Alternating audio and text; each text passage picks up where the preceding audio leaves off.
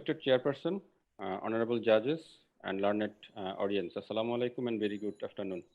I am Dr. Rabiul Alam Mohammad Irfanuddin, Assistant Professor of Medicine, Chittagong Medical College, going to present my free paper on verbal autopsy of deaths among confirmed COVID-19 cases.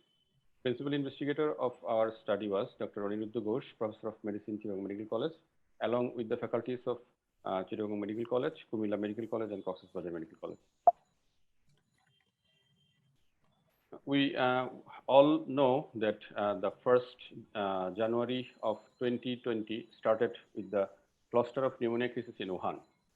Then the pandemic spread throughout the world in 2020. The COVID-19 pandemic struck the healthcare services of most of the countries of the world unexpectedly. The world was unprepared, and unprepared countries had to deal with huge case burden. WHO released multiple statements regarding mode of spread, pathophysiology, and management guidelines. Other bodies took different policies. Due to lack of clear understanding of pathophysiology of the condition, rapidly increasing case numbers and absence of clear guideline for management of the case lead to a high death rate initially. The world became engaged to find out the way to get rid of it. In Bangladesh, first case was on 8th March 2020, which from a non-resident Bangladeshi. And first death was recorded as 80th March. In Chittagong, first death was 9th April 2020. We are fighting with limited resources, with limited testing facilities, delayed reporting of suspected COVID-19 cases, and even more limited dedicated care facility with oxygen delivery system. The death toll was high. With these shortcomings, we planned a verbal autopsy. What was going on. The general objective of our study was to conduct a questionnaire-based survey about the COVID-19 illness of selected deceased patients regarding the clinical pattern, clinical course, treatment received, and terminal illness. The specific objective were to describe the clinical presentations of COVID-19 death cases, to describe temporal clinical events during course of illness, to evaluate the service received by the patients, to evaluate the perception of the care receivers' attendants about their death, and to ascertain a possible factors contributing to death. The study was retrospective telephonic interview of nearest person of deceased using a pre-structured questionnaire.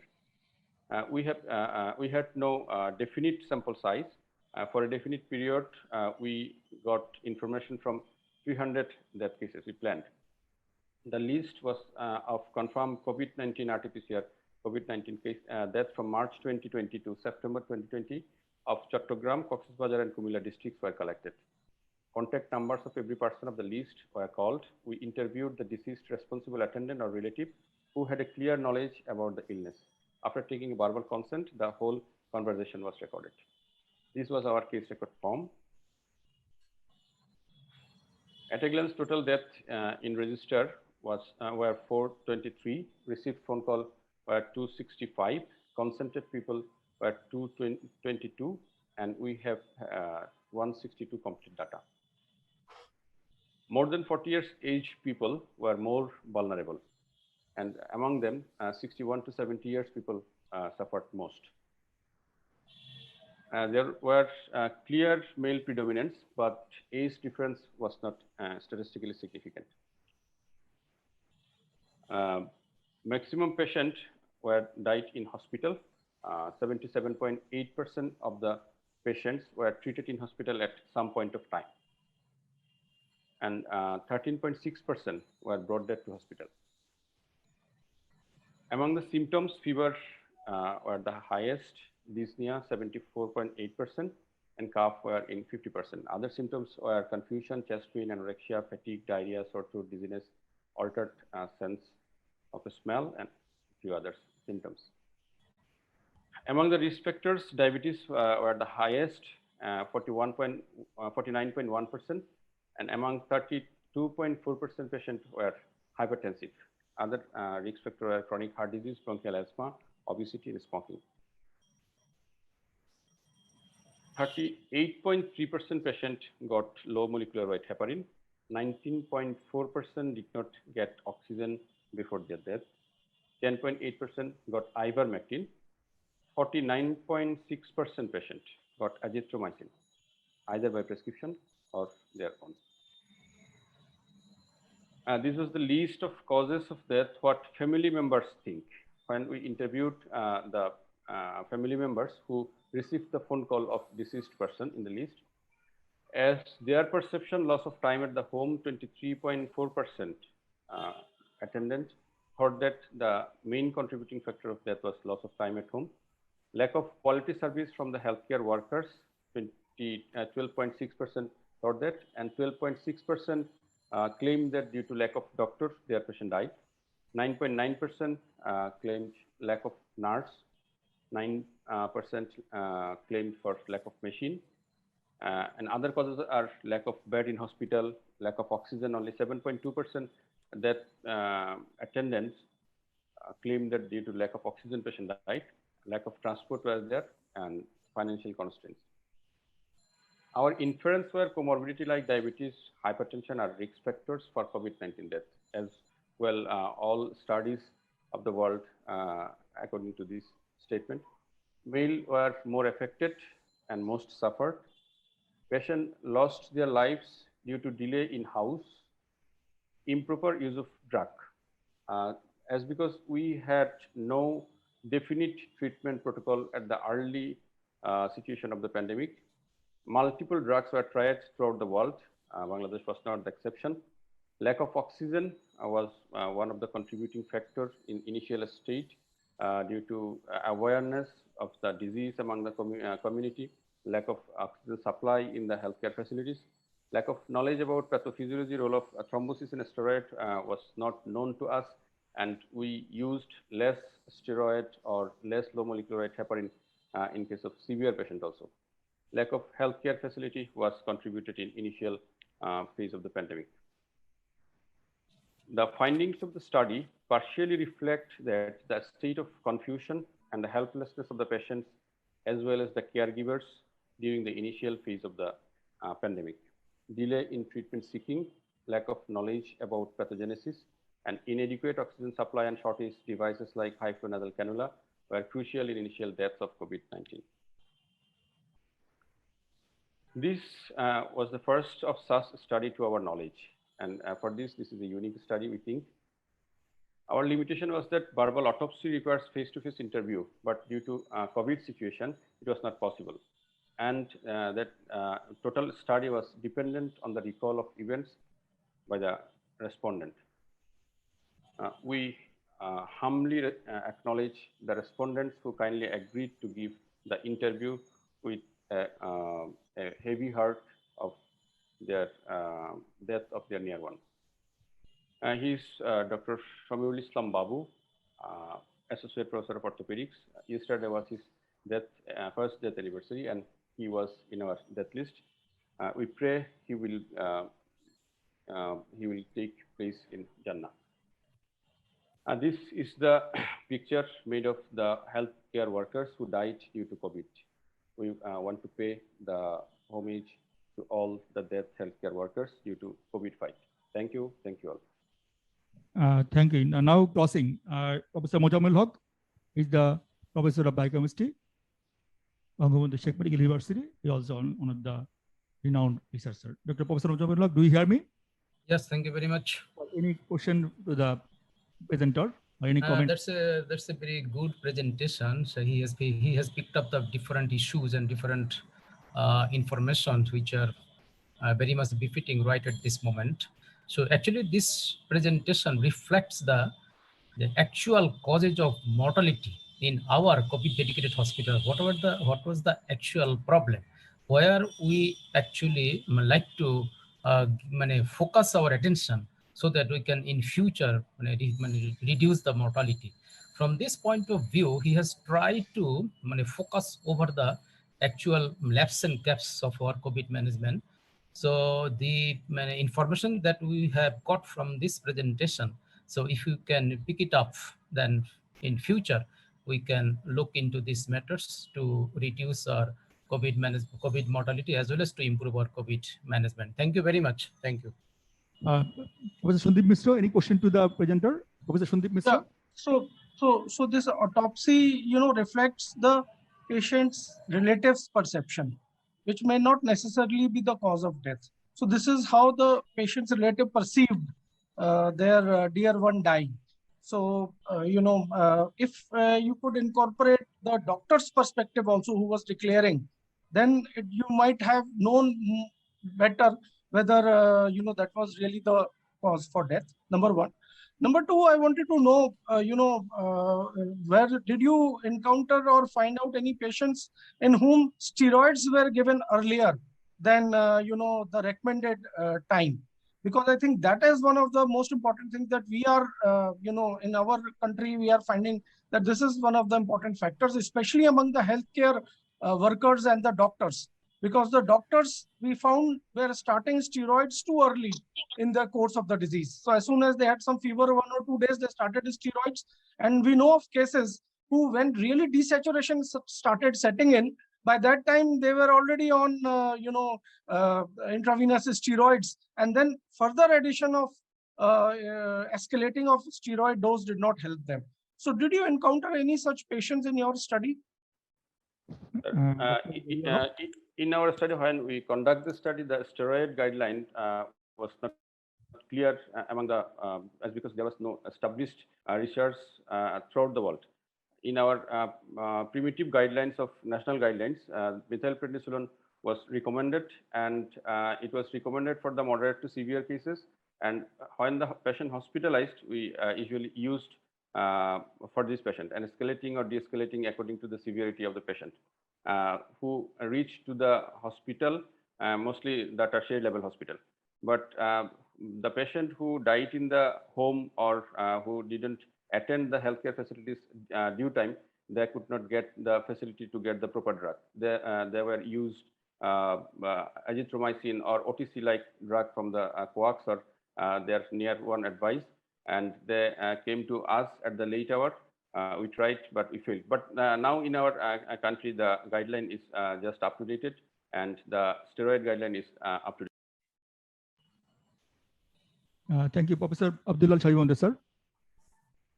Any question? It was a study in the last year up to the September, I think, March to September or April to September. So at that time, there is not the recommendation of the steroid and the other drugs, other modes of treatment at that time. Even then, it is a very novel approach to find out the causes of the death and the other morbidities. And have you found out, but at that time, the anticoagulant was recommended from the very beginning of the start of the disease. Have you found out whether the anticoagulant was used in all the cases, or on the cases those who died have less anticoagulant prescription than the others? In a slide where I reflected the use of anticoagulant, it was the perception of the attendant. They think that due to lack of use of low molecular weight heparin was the contributing factor. It was the perception of the attendant, but in reality, when patient came to our hospital at that time also, we used low molecular weight heparin for the thromboprophylaxis in moderate to severe cases. Do you find any difference with giving the enoxaparin at the early stage or the not giving them in at that time? There was clear difference, and we saved many patients who were even RT-PCR negative, moderate suspected COVID cases. We put a low molecular weight heparin in our hospital, Chittagong Medical College Hospital, and we hope that their course of illness were improved due to thromboprophylaxis in early stage also. Thank you for your novel approach to the problems. Thank you very much. Thank you, Dr. Shomir Kumar Saha, Professor Shomir Kumar Saha. Okay. Thank you. Maybe I can only say that this is origin. If you consider this, I think this is the very early time this work was done. So I must appreciate this. And second thing, the presentation was really very shabulil. So I think it was very smooth, and then we can get it. But at the same time, I just see the limitation that we need more and more sample size. In fact, when you are not really getting the data in a very structured way, you are just going to the family member and then listening to that. That's not really perfect. So, but the perfection can sometimes overcome if you have a very large sample size. But still, I appreciate this initiative, and I like the way this was presented. Thank you. Thank you, sir. Thank you. Now I'm requesting Dr. Mahmood Hassan Khan. He is now working consultant in United Hospital, but he did work in the Ebarki Hospital when his study was done. Dr. Mahmood Hassan Khan, consultant in United Hospital. Dr. Mahmood Hassan Khan. He conducted his study in the Ebarki Hospital, Dhaka. Dr. Mahmood, do you hear me?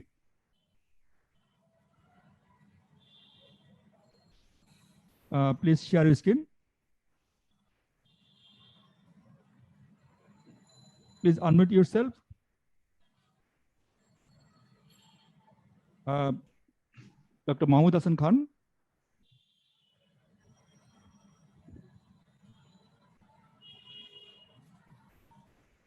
Dr. Mahmood, yes, please share your screen. Yes. Thank you, Mahmood. Minded your presentation, 8 minutes presentation and 2-minute closing. Dr. Mahmood.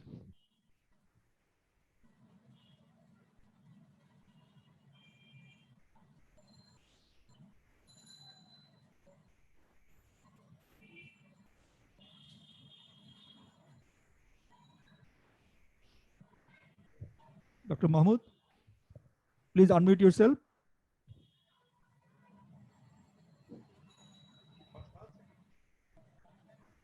Dr. Mahmood, do you hear me? Please unmute yourself.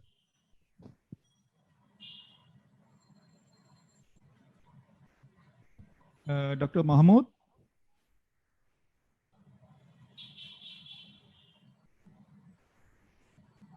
I think disconnected. We can go third presenter, then come again. Dr. Anisul Lawal, he's the assistant professor of cardiology, Chittagong Medical College. He's one of the young promising cardiologists in Bangladesh, also internist. Dr. Anisul Lawal will present the case. Dr. Anisul Lawal, please share your screen. We come back again, Dr. Mahmood. Assalamu alaikum and good afternoon. I'd like to express my gratitude and thanks to IPGI for giving me the opportunity. My talk will be on prognostic value of electrocardiographic abnormalities and troponin I elevation in hospitalized COVID-19 patients. Now share your screen, please. You can't see my... No. I already shared. Yeah, Sean. Is it okay? Can you see my screen? No. No, please share your screen again. Okay, then actually. Don't worry, you share your screen first. Is it okay now? Now we see you only. You just share your... Okay, then I'm just doing it.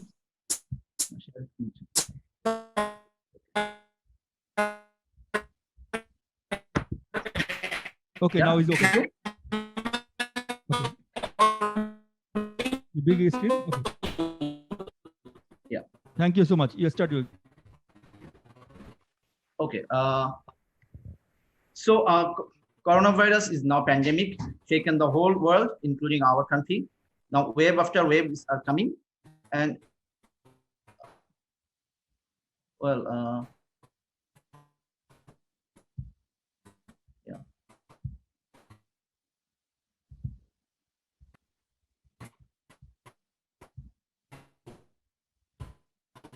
Yeah.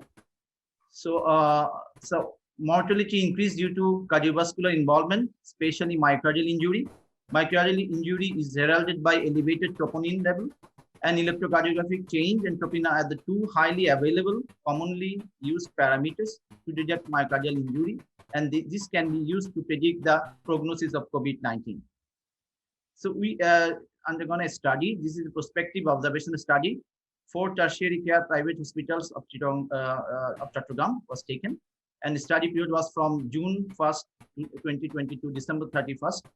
And 181 patients, admitted patients in 4 different hospitals were taken.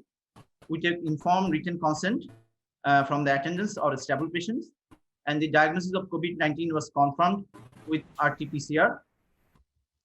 And demographic characteristics, clinical data, symptoms, comorbidities, laboratory findings, and imagings and therapy were collected from attending physicians. Severe COVID-19 was defined as meeting arterial oxygen saturation less than 93 at rest, or partial pressure oxygen divided by FiO2 less than 300. To detect myocardial injury, serial 12-lead ECG and cardiac troponin was done, and we took at least 2 records. And ECG was defined as abnormal. ECG was defined abnormal of any patient of ischemic alteration, left ventricular hypertrophy, tachy or bradyarrhythmia, and any new atrioventricular bundle branch blocks or significant morphology alteration like new Q pathological waves were present. Otherwise, patient presenting sinus rhythm was considered normal. And troponin I, elevated troponin levels above the 99th percentile can be classified. And this is due to chronic myocardial injury or acute non-ischemic myocardial injury, or maybe due to acute myocardial infarction. And chronic myocardial injury is likely in many settings because for many patients having pre-existing coronary artery disease, because of the high prevalence of the chronic cardiovascular condition. These elevations prove positives for myocardial injury associated with an adverse prognosis even without intercurrent illness. Troponin levels were defined as more than 0.05, and we actually we divided in 3 groups, with those who are normal or mildly elevated, and those are more than 1 nanogram was taken as the more raised, or those are highly significant elevated.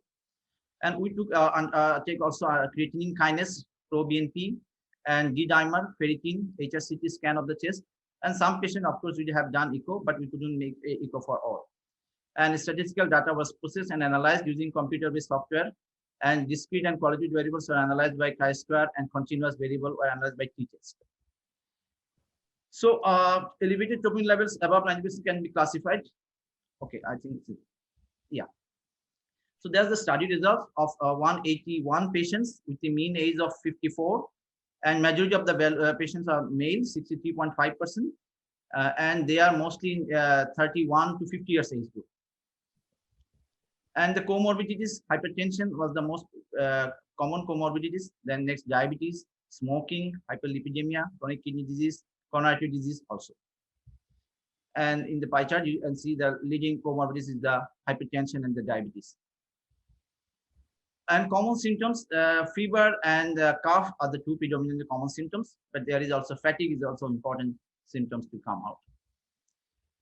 And ECG evaluation, and we found that normal ECG in 72, and only 1 of the patients with normal ECG died. In abnormal ECG, more than 50% of the patients, and 12 died out of them. And this is a busy slide where showing all the abnormal ECG findings, starting from the atrial premature complex, ventricular premature complex, AV block, right or left bundle branch block, and left ventricular hypertrophy, ST elevation or depression, T inversion, poor ROA progression, and also abnormal axis deviations. And actually, we divided in ischemic and non-ischemic. Majority have the ischemic changes, and minority have the non-ischemic change also. So in the here you can see LVH, axis deviation is important. Poor ROA progression is also there, and there is some ST elevation and ST depression is also there. And troponin level was normal in 100% patient, and those who have normal troponin, there was 0 mortality. And the raised troponin, either mildly raised or moderate to severely raised, they are 13 days. And as you can see from this pie chart, there is a green one, normal majority, but there is 41.9 is abnormal. So associated troponin 9 ECG, here initial we found ECG troponin level from 0.22 up to 2.16, And we divide the group like less than 0.05. These are normal groups. And in the middle one, this is the mildly elevated group, and more than one is the more elevated group. They are more significant, and they are actually involved with the severe. And as you can see that from the our 181 patients, it's mild 60% of the patients, that means 109, they have 0 mortality. Moderate is 53, 1 mortality, and severe is mortality is 12. So COVID-19 caused cardiovascular morbidity by direct myocardial injury, like due to inflammatory cascade or cytokine release, or microvascular damage, or DIC, direct entry of SARS virus by ACE2 receptors. Hypoxemia is there, combined with increased metabolic demands, acute illness, all leads to myocardial injury. In this prospective cohort study, we further assess the interaction of ECG abnormality and troponin elevation. We demonstrate that myocardial injury defined by elevated troponin is common among patients with hospitalized COVID patient, but is more often in mild, associated with the low level elevation in troponin concentration. More significant myocardial injury, as evident by increased troponin level, may be associated with higher risk of mortality. The group of patients with mild troponin elevation, ECG abnormalities are associated with significantly increased mortality. In our study, only 8.2% of the patients had prior coronary artery disease, yet 57% of the patients showed abnormal ECG. And these are the potential cause of the electrocardiographic changes.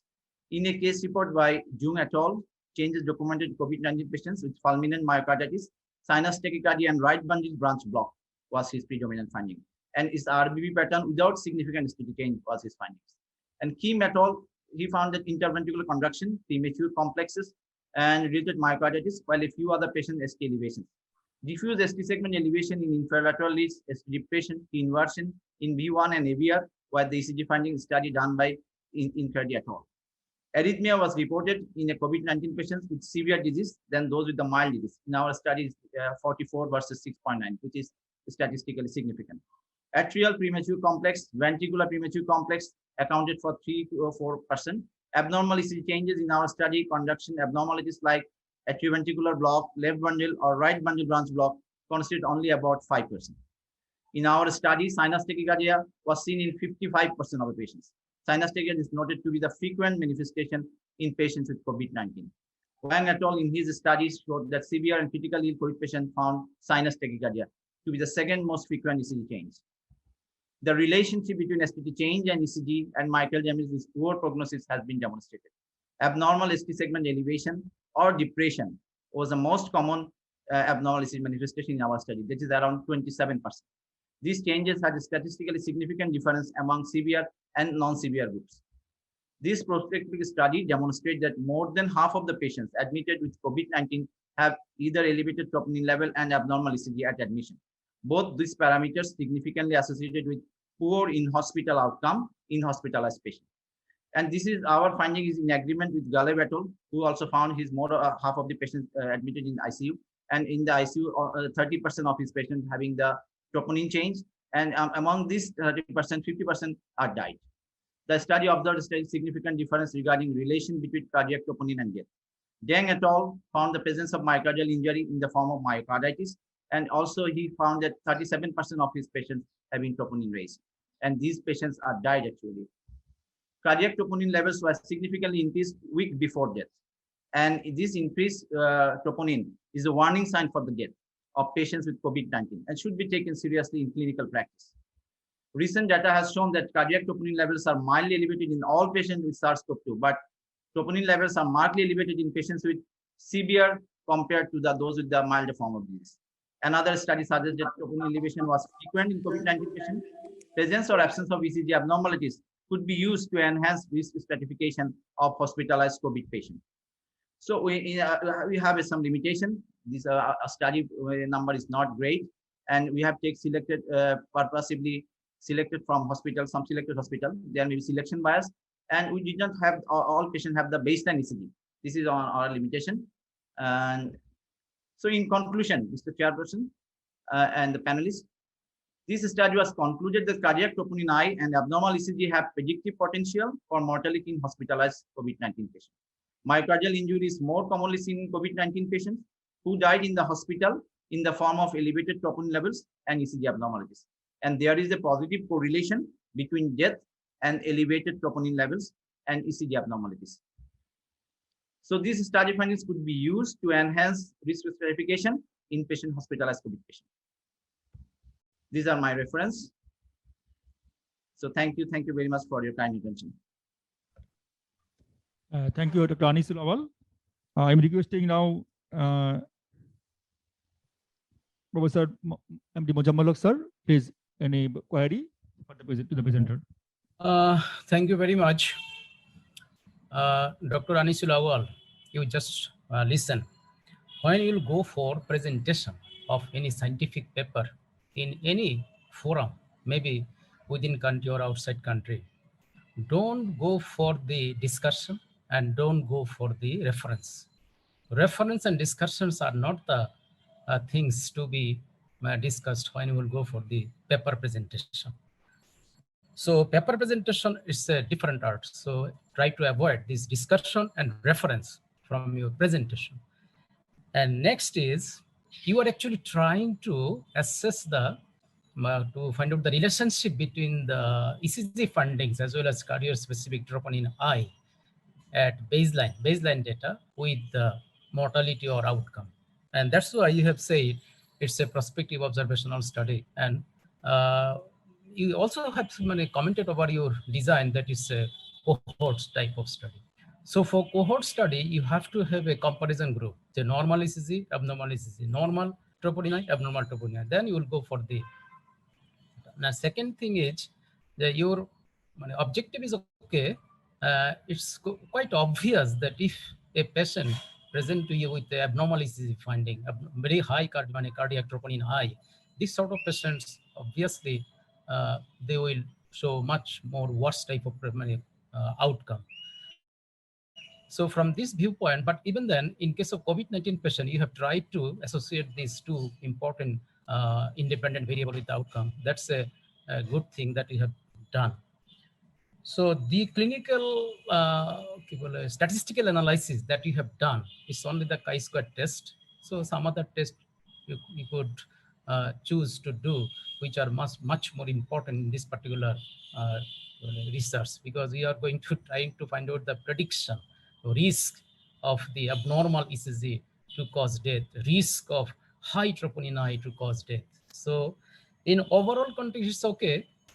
So you have gone through a very new idea about the COVID-19 patient. From that point of view, it's okay. Thank you very much. Thank you. Professor Shundip Misra. Professor Shundip Misra. Yeah, okay. In a couple of points, you said a P/F ratio of less than 300 is a severe COVID disease. Can you comment on that? Where did you pick this from? Anis? Actually, we depend more on the saturation and less than 93 and respiratory rate. And when we had the opportunity for the few patients, those who are only in the ICU, where they can do the PIF2 also, then only you can do this thing, not for all patients. Yeah, no, but usually, less than 200 is considered severe, and the need for even oxygen therapy is in less than 200. So my query was, why did you choose less than 300? Because usually, they take less than 200 as severe disease. Anything, or just you pick like that? No, possibly I missed that one. The second thing was that you said troponin was elevated, but that can be a non-specific elevation, because so many other things are also elevated. May not necessarily correlate with cardiovascular issue. I would have suggested that you do echocardiography along with this, and then you would know for sure that it is a cardiac situation or not. Particularly, as you might know, even in echocardiography, most of the common, reasons for abnormal echocardiography, which in some studies they have found up to 70%, 60 to 70%, they have found abnormal echocardiography, but that is due to right ventricular dilatation. Possibly, some correlation with pulmonary embolism kind of thing. So that would have made your study stronger. Also, if you take ECG, one-time ECG, and you said tachycardia is a the commonest abnormality. Anybody who has fever, anybody who has hypoxemia, will have tachycardia. So it is absolutely specific sort of thing. So I think, maybe if you correlated with echocardiography, it would have been a good idea. The last point was that, there are, you have relatively higher, a percentage of abnormal ECGs in your cohort, as you call it. Could you give any explanation for that compared to, the usual studies? We actually take, sir, 2 ECG at least, and many. So this is comparison from baseline ECG, or because you just showed us one of the findings of any ECG. You did not say this was the first ECG or this was the second ECG. So we don't know which ECG you are referring to if you took more than one ECG. No, that's true, but we have taken at least 2, but few patients even more. So only we considered the ischemic change and arrhythmic change is there. And sinus tachycardia is there only more than 55%, that's true. But we try to correlate with the ischemic change and arrhythmic change with the troponin and the mortality. Thank you, Anis Paul. I think, sir, Dr. Mr. Echocardiography in this COVID endemic region, I think Dr. Anis not done. Dr. Anis? We have done few, but as we cannot do all, that's why I didn't bring it in the comparison. Because it is okay. We understand, when many, I don't know, in our place, for example, we do in 100% echocardiography. Every patient gets a ECG, of course, but echocardiography as well. But I can understand the limitation. What I'm trying to say is that your study would have been more strengthful if you could do echo and then compare, other parameters with that, rather than comparing troponin with ECG, which again can be non-specific. As I said, anybody who has got electrolyte imbalance, which can happen, and then you will have some STT changes, then, how you are sure, unless you have definite MI criteria or something like that. So what I'm trying to say is that echo is more specific, although it is, even echo is not 100% specific for cardiac issues here. Thank you, sir. Yes, high sensitive troponin. Professor Abdullah, Professor Abdullah Al-Shafi, sir.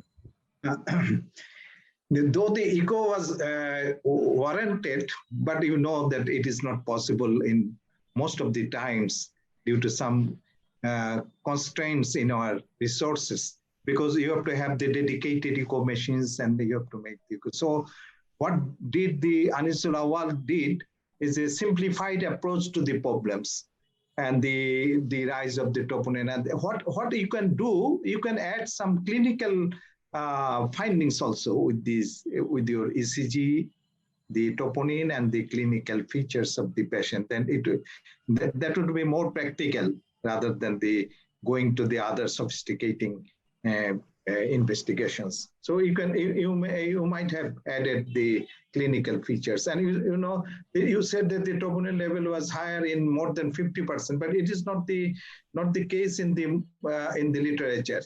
In the not so high, the cardiac injury, myocardial injury is about around 30% or 25 to 30% of the cases. So it is too high in your series. Even then, I appreciate that you have the simplified approach of collecting data from a good number of the patients, so giving the baseline for the further studies. Thank you. Thank you, sir. Professor Shomi Kumar Shah. Professor Shomi Kumar Shah. Thank you. It is too much clinical, in fact, but still I'll agree on one thing that with Professor Muzammil, that the references are not needed, at least for the abstract, because that's the wastage of time. It's number one. But still, I will say that the young person really presented very well. That's important. Without going to the clinical side, I just will have one question, really. When you were really talking about this, and you were really talking about a pandemic issues, we should really also possibly say something. For example, if I understand when you were talking about troponin, we are talking about ECG with everything, But at the same time, can we also not say that it is the COVID infection is a risk factor? So why don't we really give the message that we should be very careful? If you have a cardiac disease, then you should be take extra care so that you don't get infected, because you'll be having more risk of bigger morbidity and more mortality even. Can you really say in that way that you can have a conclusion, draw a conclusion that also? I don't know whether clinicians will be agreeing with me or not, but this should be one of the messages to our public. Thank you. Thank you, sir. Dr. Manwar, do you hear any comments? Dr. Manwar, Dr. Ekia Manwar Islam here. I think this is a much discussed topic regarding the utility of ECG and troponin in COVID-19, especially admitted patients. And what Dr. Anisul Lawal has done, I think this has added the existing knowledge to the to especially in Bangladesh. So in future we could do better studies regarding this. Thank you, Dr. Manwar. And then moving again, Dr. Mahmood Hassan Khan.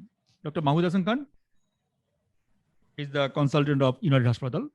Dr. Mahmood Hassan Khan, please finish your presentation in 8 minutes. You unmute yourself, please. Sir, am I audible now? Yes, sure. Please finish your presentation within 8 minutes. Thank you, sir.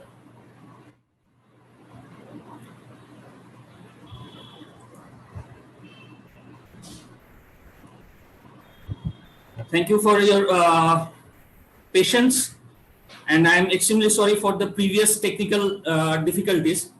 I am presenting the paper on demographic and clinical presentation of COVID-19 patients in Bangladesh. It was done very early stage of COVID in Bangladesh. That is in this paper was published in June 2020. In December 2019, Wuhan city, the capital of Hubei province in China, became the center of an outbreak of pneumonia of unknown cause. By January 7, 2020, Chinese scientists had isolated a novel coronavirus, severe acute respiratory syndrome, coronavirus 2, from these patients with virus-infected pneumonia, which was later designated coronavirus disease 2019, that is COVID-19, in February 2020 by WHO. On January 30, 2020, the WHO declared COVID-19 outbreak as the 6th public health emergency of international concern. And on March 11, 2020, the WHO announced COVID-19 as pandemic. This short communication is conducted to shed light on the epidemic of coronavirus in the country.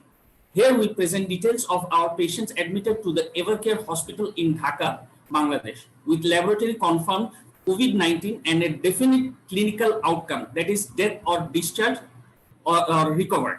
As of May 31st, 2020, we aim to explore risk factors of in-hospital death for patients and describe the clinical course of symptoms, viral shedding, and temporal changes of laboratory findings during hospitalization.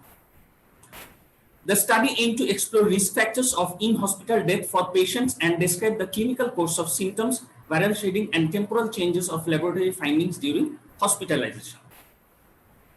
Our study enrolled all adult patients, that is over 18 years old, who were hospitalized for COVID-19 and had a definite outcome, death or discharged.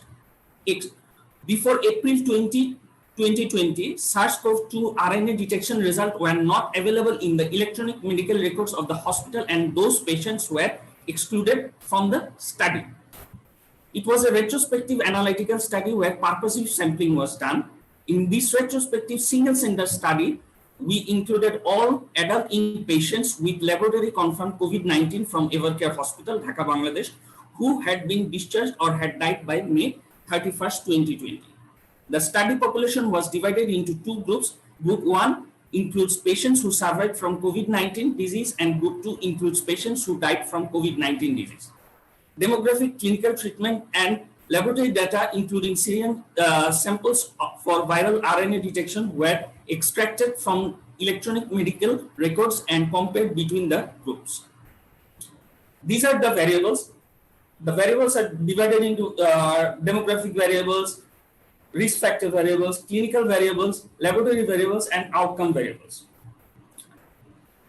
Total 5,783 adult patients were hospitalized in Evercare Hospital from March 1st, 2020 to May 31st, 2020. Among them, 50 patients were SARS-CoV-2 infection confirmed by RT-PCR and thus were included in the study and analyzed. Considering inclusion and exclusion criteria, study population was divided into two groups, that is group 1 and group 2. The study sample was stratified into 7 age groups. Continuous variables were expressed as mean and compared using unpaired t-test. Chi-square test was used to compare discrete variables. P-value less than 0.05 considered statistically significant. Now the results. Age distribution of the two groups showed that majority in the group 1 were belonging to the 20 to 30 age group, and the majority of the group 2 belonging to the 40 to 70 years of group, and the p-value was significant. The mean age of the group 1 was 34 and the mean age of group 2 was 51 years. Majority patients were male. Risk factor analysis showed in group 1 majority patients were smoker, then diabetic and previous history of ischemic heart disease. In group 2, majority patients belonging to diabetic group, then it was hypertensive and dyslipidemia, then it was smoker. COVID-19 symptoms included fever, cough, breathlessness, palpitation, fatigue, myalgia, diarrhea, smell problem, ocular problem, and grade of fever in group 1 was low grade fever, and also in group 2 there was some low grade and high grade fever also. And cough was majority had no cough, but in group 2 there was dry cough majority. Breathlessness, presence of breathlessness, majority had no breathlessness, but a significant amount also had breathlessness, but the p-value was clinically significant. If we went through the traveling history abroad, there was no traveling history, but the history of contact was there. Smell problem, which is very negligible, but is highly sensitive and specific, highly specific for COVID diagnosis. It showed only 2% of the patient had smell problem. But severity of disease, majority had moderate disease in group 1, and group 2 had both moderate and severe disease. DIC profile analysis showed majority had high D-dimer and fibrinogen in both groups, but fibrinogen was statistically significant, and septic marker analysis showed both ferritin and LDH was raised in both groups, but no statistical significance was found. In radiological involvement, there was unilateral and both bilateral involvement in group 1 and group 2. So far, that is sequential organ failure profile scoring showed significant clinical difference between two groups. CARP65 profile analysis of group 1 and group 2 also showed clinical significant and statistically significant difference. Complication ranging from sepsis to need for ventilatory support showed majority in group 2 had major complications. So we concluded that older age, higher SOFA score, and elevated fibrinogen level at admission were risk factors for death of adult patients with COVID-19. The prolonged viral shedding provides the rationale for testing novel coronavirus antiviral interventions in efforts to improve outcomes.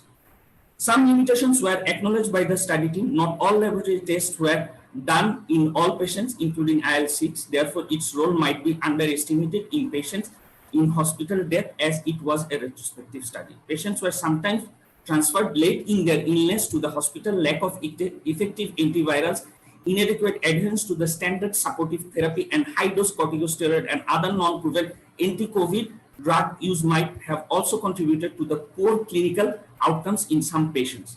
The estimated duration of viral shedding is limited by the frequency of respiratory specimen collection, lack of quantitative viral RNA detection, and relatively low positive rate of SARS-CoV-2 RNA detection in throat swab. Last but not the least, interpretation of our findings might be limited by the sample size due to single center involvement. However, by including all adult patients in multiple hospitals for COVID-19, we believe our study population would be representative of cases diagnosed and treated in Bangladesh. Thank you very much for your patience hearing. Thank you, Mahmood Hasan Khan. Now I requesting Professor Mojammel Haq sir, please, any queries already? Thank you very much, Dr. Mahmood. But I have become totally confused. What is your title and what is your conclusion? Your title was the demographic and clinical presentation of the COVID-19 patient. According to title, I assumed that you are just going to do a descriptive type of study just to show what are the different demographic or epidemiological aspects of the COVID-19. But finally, in conclusion, I have got that you have make some comment over the different risk factors related to the COVID-19 mortality. And you have done two groups of patients. One group survived COVID-19, another group died out of COVID-19, and you have compared the different baseline factors among these two, between these two groups. So your grouping and overall approach indicates that you are actually heading towards the identification of the different factors related to the COVID-19 mortality, but your title doesn't indicate that thing. So you should make harmonization from title up to the conclusion. So thank you very much. Professor Shundip Misro. Yeah, I'm sorry to make this comment, but I don't know. For younger presenters, I think this is exactly what you should not do. So this presentation was a classic example of things that should not be done. Number one, the important thing was that it was very chaotically presented. I could not make out, in one slide, there were three kind of graphs. One was group 1, group 2, and then something else. So I couldn't see any connection between the three, all of the three. And then the format of the figures was changing every time. So it was like different format for different slide. So you need to have a uniform kind of presentation all through, and the font was also changing and the titles were changing. It seemed to me that you started with, I agree with Dr. Haq completely, that it seemed that you started with doing demography, but then in between you thought that comparison would be also very nice. And then you started comparing, group 1 and group 2. An interesting part is the group 1 is people who have survived, group 2 is people who have died. And now you are comparing these two groups for outcomes. So obviously one has died. So how is it possible to compare the outcomes in these two groups? Obviously the person has died, so obviously he's very severe. That's why he died. So how can you say after this that, okay, the group 2 was very severe? So, this is, I think, perhaps you were a bit confused in what exactly you are doing. Other than that, the sample size is very, very low for making any kind of conclusions. And lastly, you said there were certain risk factors without doing the multivariate analysis. So if you don't do multivariate kind of study, then how can you say that these are the risk factors? I don't know. Perhaps some other people can, talk about it. But to me, I thought that this whole thing required a better clarity of what exactly are your aims, and then conclusions should match your aims, and then there should be a standard format. It looks like that one slide was made someday, then the second one was made some another day, and then third one was also like, and I don't know, I'm so sorry.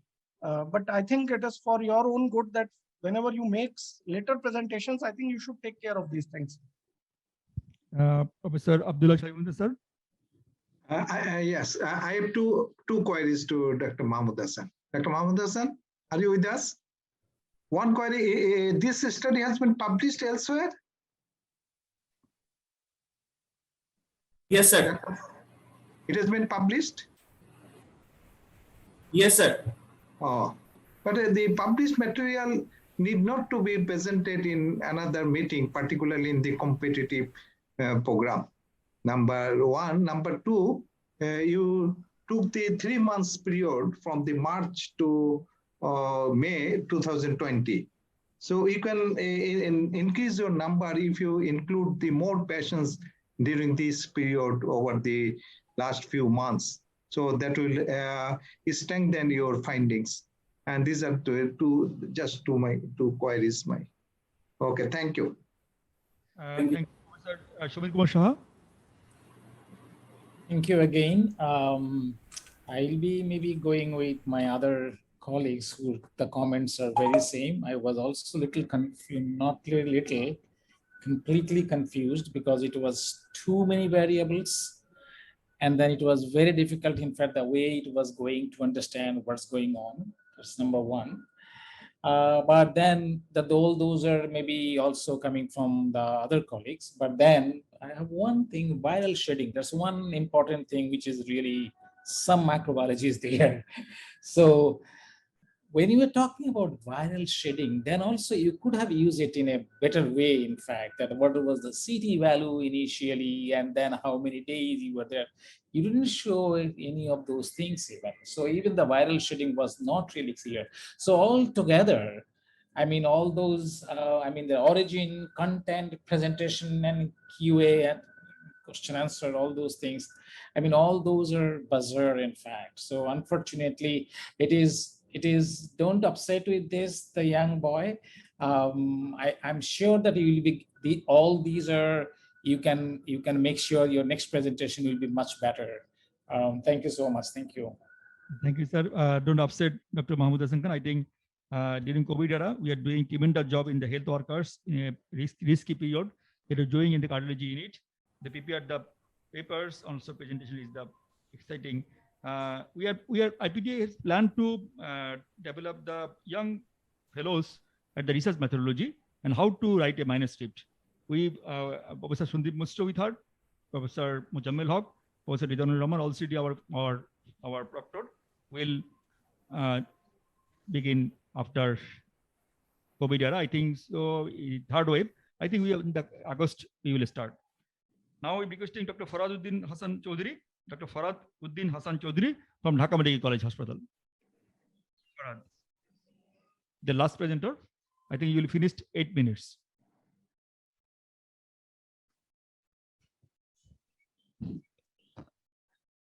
Hello, do you hear me?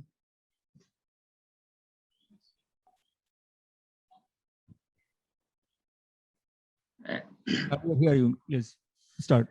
Thank you very much. Good evening to everyone, respected chairperson, honorable judges, and the learned audience. It's my privilege to present a case which I have diagnosed during my clinical round in Dhaka Medical College. Being a frontline, I have been serving Dhaka Medical College Hospital during this COVID era for last 16 months. And by this time, I have actively treated more than 3,000 patients, but sometimes I get some interesting patients. And this case, actually, the first case of post-COVID GBS in Bangladesh, which I'm going to present now. I have been working as registrar in the Dhaka Medical College Hospital. So my title is a middle-aged man presented with quadriparesis during COVID-19 pandemic. So it's a case report, actually. A 50-year-old banker was admitted to Dhaka Medical College Hospital, Bangladesh on 5th September 2020 with the complaints of weakness of all 4 limbs He has no comorbid conditions. 2 months prior to the admission, the patient suffered from severe COVID-19 infection, which was RT-PCR positive. He was treated in a tertiary care hospital in a peripheral district hospital with oxygen steroid and enoxaparin during that time. And he was improved and discharged from the hospital on 21st July 2020. So this is the CT scan. It shows the ground glass opacity bilateral, and the patient was on actually high flow nasal cannula and received about 50 liters of oxygen. So patient discharged after recovering from the severe COVID-19, and he went home, and he had been doing well, performing all household activities and resumed his job. At the end of August 2020, he developed weakness of both lower limbs, which gradually progressed and involved both upper limbs. On admission, his muscle power of both limbs were 3 out of 5, and his upper limbs 2 out of 5. There was hypotonia of limb muscles. Deep tendon reflexes of 4 limbs were absent, along with the absent plantar responses bilaterally. All modalities of sensation were intact. There were no bowel or bladder difficulties. Cranial nerve involvement and respiratory distress were none. Within 48 hours of admission, his limb weakness worsened and muscle power of lower limbs reduced to 2 out of 5 and upper limbs to 1 out of 5.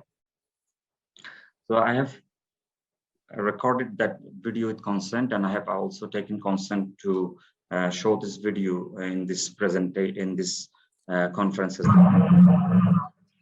So you see there is definite weakness of lower limbs.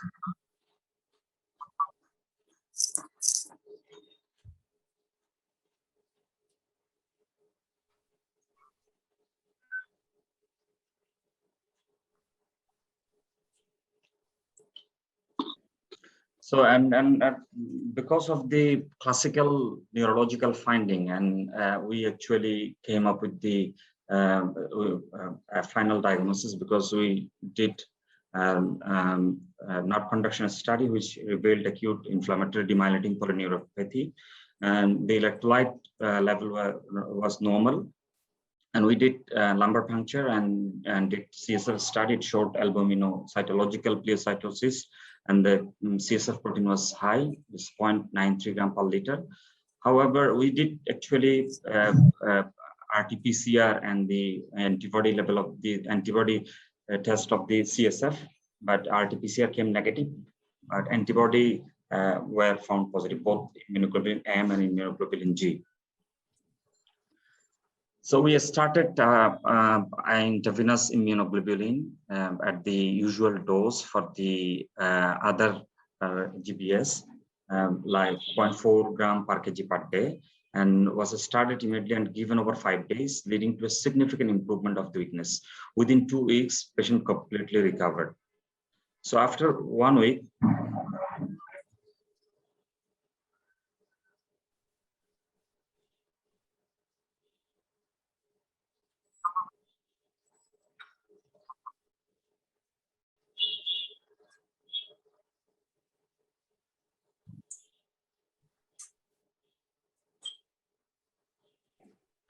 so look at the video after 3 weeks.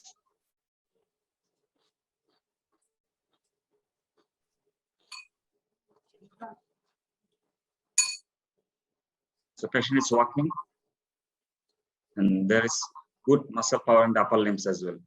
So today, actually, I called the patient, and I had a conversation with him, and told him to send a video that how he's doing now.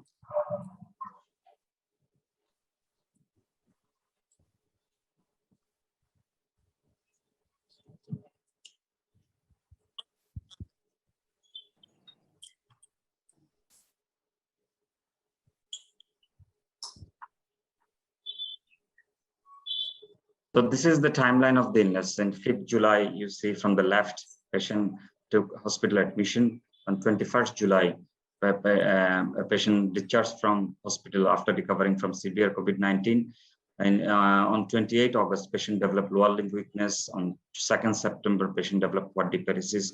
Patient came to Dhaka, and patient actually went to went to National Institute of Neurosciences for his treatment of GBS, but a patient was coincidentally found RT-PCR positive at the time before starting of physiotherapy, and they actually referred the case to Dhaka Medical College Hospital, and I suspected that it could be a post-COVID GBS, and I did all the investigations and maneuver I showed it earlier. So on 6th September, we started IVIG, and on 30th September 2020, we discharged the patient from hospital. So thank you very much. If you have any question, I'm happy to answer. Thank you, Dr. Farhad Uddin Ahmed Maruf. And I'm requesting Professor Mujammal Haq sir, MD Mujammal Haq sir.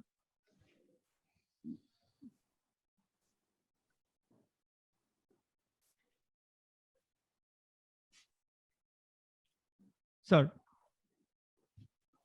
please unmute. Sir, please unmute, sir.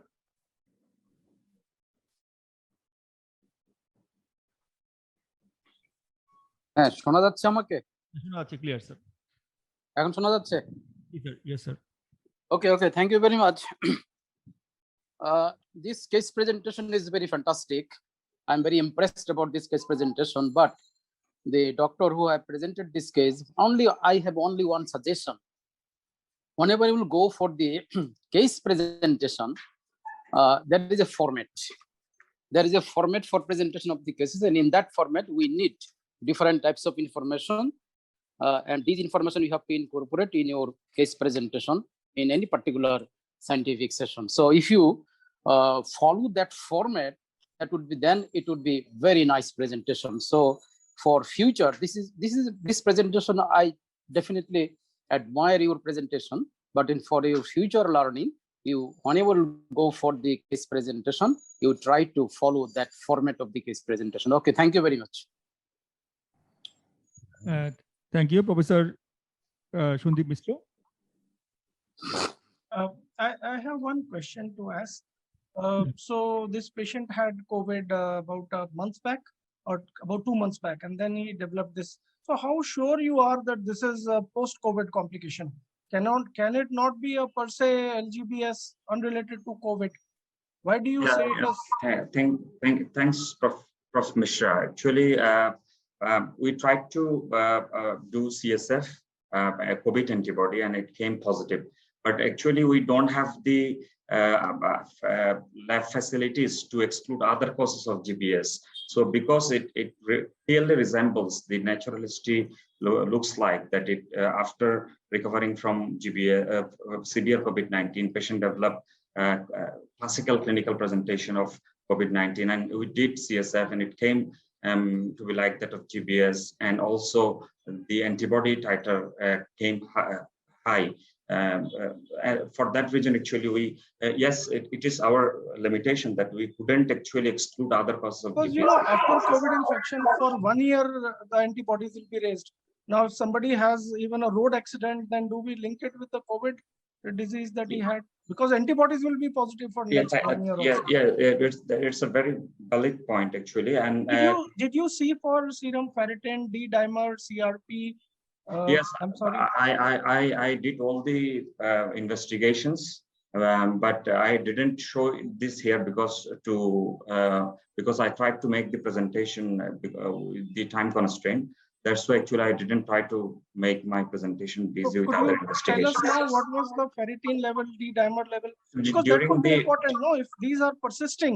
So as you might know, that only way to know that there is a post-COVID MIS is when you look at serum ferritin, you look at D-dimer, and you find them persistently elevated, or CRP. So those are the things which tell you that it could be linked to post-COVID situation, rather than just anecdotal that, okay, he had COVID, now he fell from the road, so maybe something to do with COVID.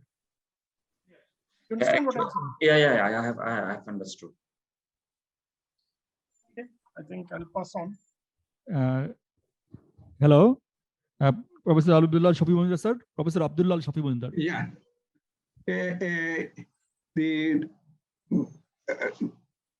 It is right that it is very difficult to exclude that it is not due to the COVID.